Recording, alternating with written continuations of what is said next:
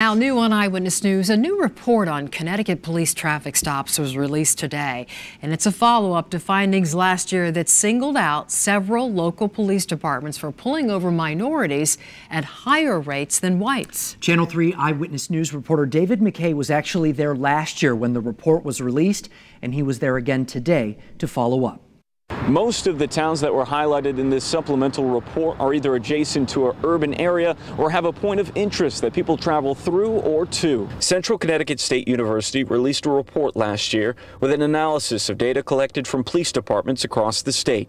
So we have a lot more information today than we did a year ago. Analysts found departments in Ansonia, Berlin, Darien, Madison, Monroe, Newtown, Norwich, and Ridgefield had statistically significant disparities in traffic stops of minorities compared with stops of whites. We've discovered each year we've produced a report. Race is a factor. Over the past year, analysts looked further at the 8 towns identified to see what was driving the disparities. As we see in a lot of these reports, a lot of it has to do with the racial makeup of those roadways. Let's look at Berlin, for example. 40% of their officers' traffic stops were on the Berlin Turnpike.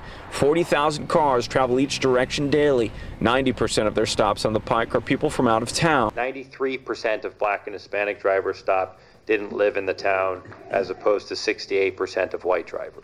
Police chiefs were largely receptive to suggestions, but once again added that the methodology of the study could be flawed. Census data is not the best way to determine estimated driving population. The commission overseeing the discussion said the numbers presented give a look into society and should be taken seriously. There are about 21 officers that were identified in this report that, based on the statistics, they're more likely to stop African American and Latino drivers. Police argued those officers also have a higher total of traffic stops, but all agreed there is more behind the numbers when it comes to enforcing the law, and socioeconomics can play a major role.